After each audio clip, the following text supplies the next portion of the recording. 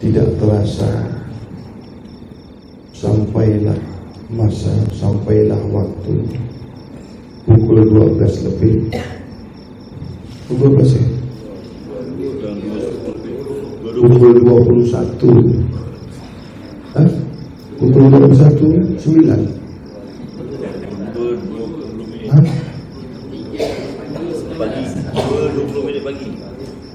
21:20. Oh, 21 hari bulan. Tak nampak. Hah? Itulah guru. Kalau guru kan dah tua. Kalau guru cakap salah tu boleh. Nah, yang tak boleh salah tu kau. Ada tulis 2 tak kat situ? Ada kan? Ada tulis 1 tak? Ada mana tu salah? Pukul 2 kali pukul, 3 kali pukul. Jangan tengok angka. Itu bukan masa Tuhan. Yang Tuhan tengok itu bukan masa. Yang Tuhan tengok itu bukan waktu. Yang Tuhan tengok itu angka. Sebagaimana usia yang Tuhan sebutkan, 10, 20, 30, 40, 50. Itu bukan usia. Itu bilangan, itu bilang 1, 2, 3, 4. Itu bukan usia. Selamat hari jadi. Bermaknanya kau baru jadi lah. Selamat hari jadi. Dah lama jadi dah. Dicakap dia selamat baru jadi. Birthday. Paham birthday lah. Selamat hari jadi. Selamat hari lahir. Cantiknya lagi hari keputraan. Indra panggil selamat ulang tahun. Ulang tahun tak pernah selamat. Tak kau selamatkan pun tahun itu tahun juga. Selamat ulang tahun Indo. Selamat hari jadi Malaysia. Happy birthday English. Ngang trong dong Vietnam. Kong sifat coy bahasa Jerman. Bahasa Jawa. Itu bukan usia. Itu bukan panjangnya usia. Bukan Tuhan. Yang selama ini kita tertipu, didustai. Adakah usia itu angka-angka? Adakah usia itu berbilang? Adakah usia itu sebutan? Itulah manusia cenderung berbuat salah. Manusia sentiasa menipu. Engkau sentiasa menipu, engkau sentiasa berdusta. Karena ucapan, karena perkataanmu itu mencederai akal. Perkataan sebutan kamu itu, kata-kata kamu itu merusak otak. Tiap-tiap masa, tiap-tiap waktu, tiap tahun, kau sentiasa mencederai akalmu. Kau sentiasa merusak pikiranmu, sehingga hancur otakmu, sehingga binasa kepalamu itu dimakan cacing. Kau tidak pernah menemui ilmu. Karena ilmu itu bukan tempatnya di otak. Ilmu itu bukan berkedudukan di otak. Di dalam otak itu tidak ada ilmu. Ilmu jangan ditempatkan di otak. Otak jangan ditempatkan di kepala. Berpikir jangan gunakan otak. Jangan kau berpikir guna otak. Tahu guna otak? Kau paksa otakmu untuk berpikir. Kau jadikan otakmu itu untuk alat pemikir. Jangan. Otakmu itu tidak mampu. Otakmu itu tidak ada kuasa. Otakmu tidak boleh berbuat apa-apa. Berapa banyak manusia mengaku manusia berpikir menggunakan otak, memeras otak sehingga otaknya menjadi rusak. Akhirnya cancer. Itu penyebab kerusakan otak itu menyebabkan kerusakan darah yang ada di pembuluh, yang ada di kepala kamu, sehingga pecah pembuluh darah. Pembuluh darah di kepala itu lebih halus daripada rambut yang dibelah 7.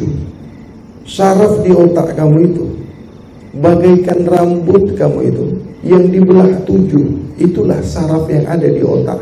Jadi sangat-sangat mudah sekali dia patah, bengkok, pecah, hancur. Boleh kau paham? Tahu saraf, tahu pembuluh darah yang ada di otak. Hanya karena kekuatan berpikir, hanya karena kesakitan berpikir, kecederaan berpikir, saraf di otakmu itu bisa pecah. Dokter panggil stroke, serangan jantung. Yang paling mudah disebutkan dokter itu kanker otak.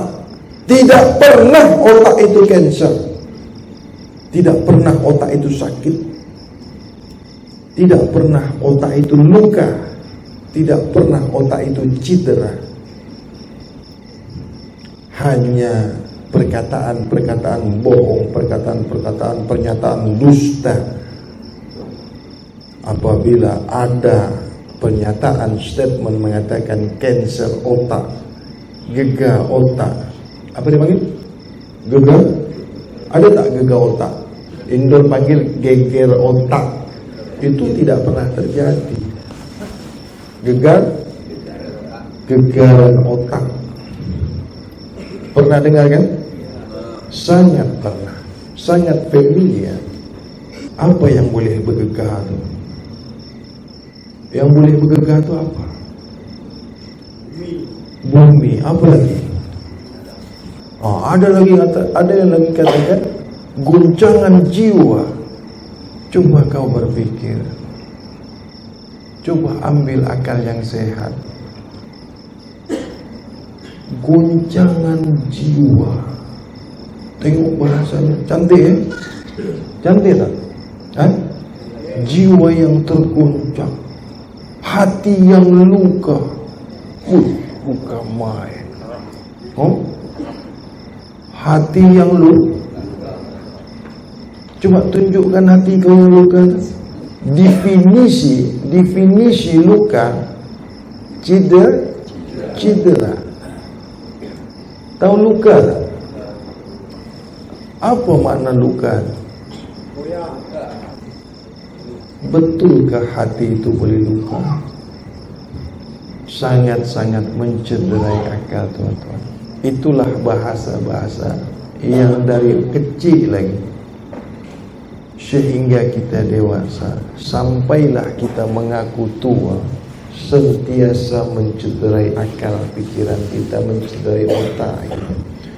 Maka kita sendirilah yang membodoh-bodohkan diri kita. Maka diri kita lah, perkataan diri kita itulah yang membodohkan diri kita sendiri.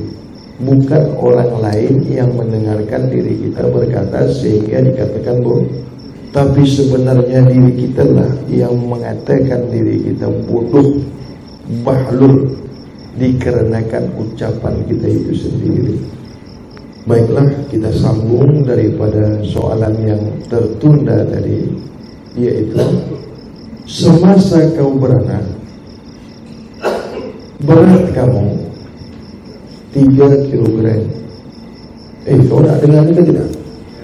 Kau ingat aku lupa ke soalan yang tadi? Nak diteruskan tidak ni? Ketika kau zahir, ketika kau lahir ke dunia, semasa itu berat dirimu, tubuh jasadmu, ada yang 2.2 kilogram, ada yang 2.3, 4, 5, bahkan 3, 3.1, 2, 3 seterusnya, ada 4 lebih, dan ada yang mencapai 5 kilogram. Sesungguhnya kau dilahirkan, sesungguhnya awal kejadianmu ke dunia fitrah adanya, suci adanya. Bermakna yang berat kamu yang 3 kilogram dan berapapun kau lahir, tiada yang tahu berapa berat badan kamu, jasad kamu itu, semasa kau lahir kecuali Allah.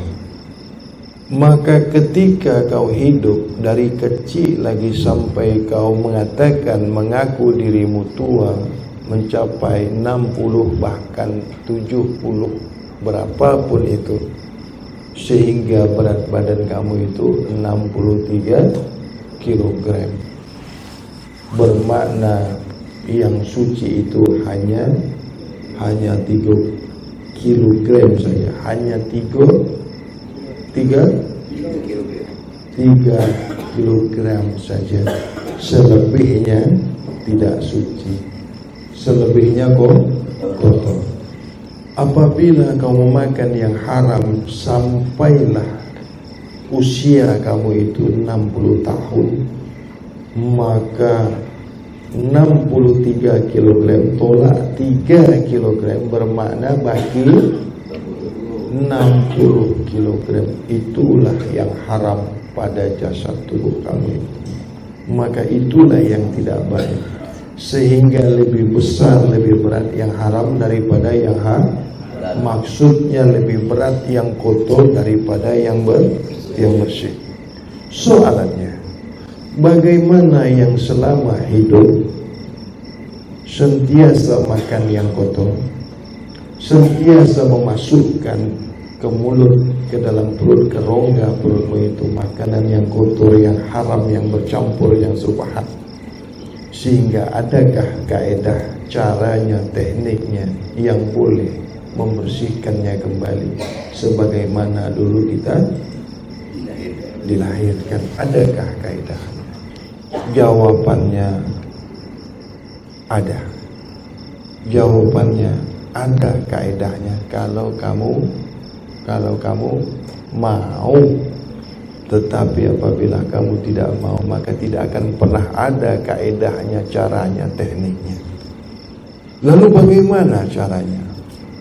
7 kaedahannya, 7 caranya, 7 peringkatnya, 7 tingkatannya untuk boleh membersihkan, mensucikan diri yang sudah sekian lama kotor, diri yang sudah sekian lama haram, diri yang sudah sekian lama melakukan, melihat, mendengar, merasa yang salah, keji dan mungkar. Lalu tidak adakah guru yang datang kepadamu? Tidak adakah yang mengajarkan kau dari kau lahir hingga kau dewasa? Tidak adakah orang tuamu? Tidak adakah ayah ibumu yang boleh membawa kau ke jalan yang benar, ke jalan yang bersih, ke jalan yang suci? Sudah datang guru kepadamu, sudah ada yang menasihatimu, sudah ada yang memperingatkan dirimu, sudah datang orang yang mengajarkan kepadamu. Kenapa kau masih tidak pernah mau bersih? Kenapa kau masih tidak mau mengingat, tidak mau berpikir, tidak mau merasa? Maka kehancuran, kebinasaan yang datang kepadamu bermakna dirimu sendirilah yang tidak pernah mengizinkan dirimu suci. Dirimu sendirilah yang tidak pernah mau dirimu itu baik dan bagus. Sehingga kau sentiasa berkata, Allah tidak pernah mengizinkan kau baik. Sering sekali kau berkata, Allah tidak mau kau bersih dan Allah tidak pernah mau kau suci. Itu saja yang sentiasa keluar dari mulutmu itu, yang mulutmu tadi sentiasa berkata yang kotor, sentiasa suuzon, buruk sangka kepada Tuhanmu. Dikarenakan sudah terlampau kotor, sudah terlampau rusak. Lalu apa kaedahnya? Lalu bagaimana caranya? Bagaimana tekniknya? Mau tahu? Mau paham? Mau coba-coba? Yuk. Sebelum kamu melaksanakan harus dicoba. Bermakna mesti coba. Begitu? Mau coba enggak? Hah? Mau coba enggak?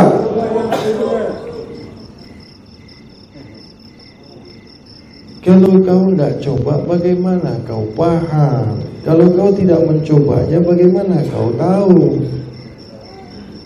Dulu kan macam itu kan semasa kawin. Hah?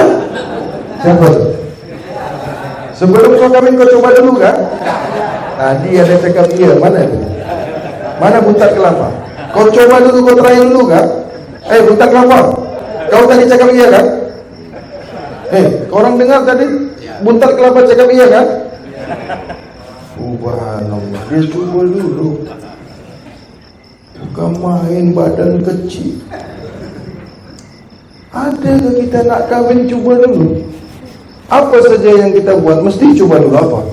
Contohnya apa?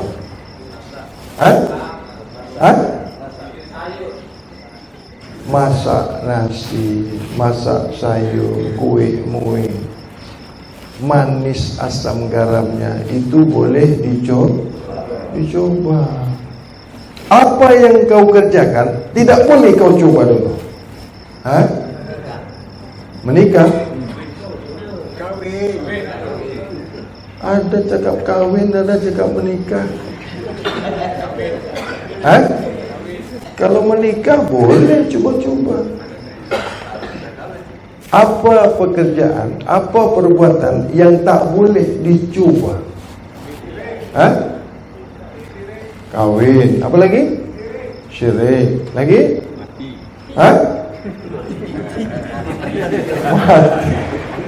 Mati pakai coba juga. Siapa yang nak coba mati? Mati. Mungkin ada yang sudah pernah coba ya.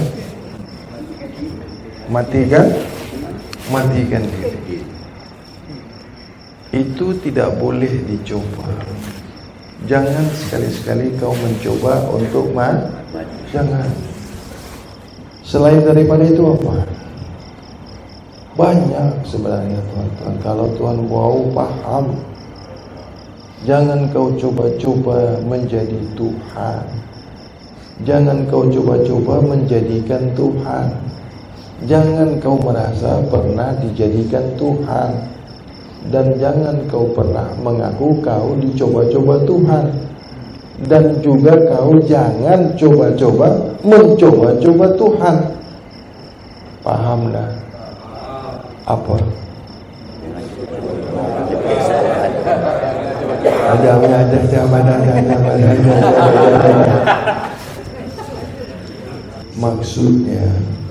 Maksudnya jangan kau sekali-sekali dalam keadaan was-was,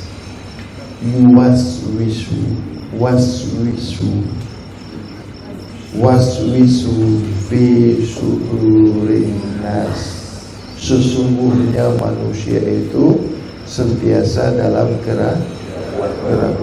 Itulah manusia. Itulah yang dikatakan tadi coba. Itulah keadaan sifat waswisu, was-was, ragu-ragu. Jangan. Apabila ada hasrat, apabila ada keinginan, apabila ada kehendak, yang kehendak kau itu tidak sampai ke matlamatnya, yang kehendak kamu itu, keinginan kamu itu tidak pernah mencapai tujuan apa kehendak kamu itu dipanggil waswisu, was-was. Yang kau tidak pernah lihat, yang kau tidak pernah jumpa, yang kau tidak pernah menyaksikan, yang kau tidak pernah dengar, yang kau tidak pernah kenal, di situ adanya was-was. Itu makanya kau sentiasa was-was kepada Tuhan. Karena kau tak pernah melihat, tak pernah mendengar, tak pernah menyaksikan, tak pernah semuanya, segalanya tak pernah. Kenapa tidak pernah? Laisa kamitslihi. kita masukkan kajian. Lalu bagaimana menyaksikan diri sebenar-benar diri itu? Tajuk, topik kita. Masuk kajian. Pusing kiri, pusing kanan, naik, turun, atas, balik lagi ke bawah, masuk ke kajian. Bagaimana menyaksikan dan bagaimana disaksikan? Bagaimana menyaksikan diri Zat Maha Suci itu dan bagaimana disaksikan oleh diri Zat yang Maha Suci itu? Dulu belajar nih, ada yang 13 tahun sehingga 17 tahun. Habis masa, habis usia, pergi berkelana, tinggalkan kampung halaman, gunung didaki, sungai diseberangi, bahkan laut pun untuk mendapatkan penyaksian diri sebenar-benar diri dan disaksikan oleh diri sebenar-benar diri. Sebagai Nabi mengajarkan makrifat, mengajarkan tauhid selama Nabi tunjuk ajar tauhid selama 13 tahun. Berapa?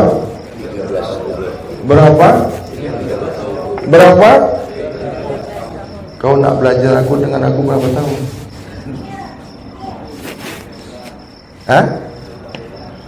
Nabi, tahu Nabi? Paham Nabi tak? Bodoh kan Nabi itu? Tak cukupkah ilmu Nabi itu? Tak pandaikah Nabi itu jadi guru? Berapa tahun Nabi tunjuk ajarkan tauhid? Nabi tunjuk ajar tauhid berapa tahun? Nabi tunjuk ajar tauhid 13. Ingat, aku bukan Nabi. Saya bukan. Kalau Nabi 13 tahun, saya bukan Nabi, mungkin 17, 18, bahkan sampai 20 tahun. Betul? Betul? Maknanya tak jadi dibuka lah ni. Dah 13 tahun kan? Jadi kalau belum 13 tahun, maknanya saya melangkah maknanya saya lebih hebat, lebih pandai daripada siapa yang nak langgar? Siapa yang nak capai? Amak kena balik. Itu hanya angka cantik. Johor Baru. Sangat benar. Betul itu. 1, 2, 3, 13 tahun itu hanya angka saja.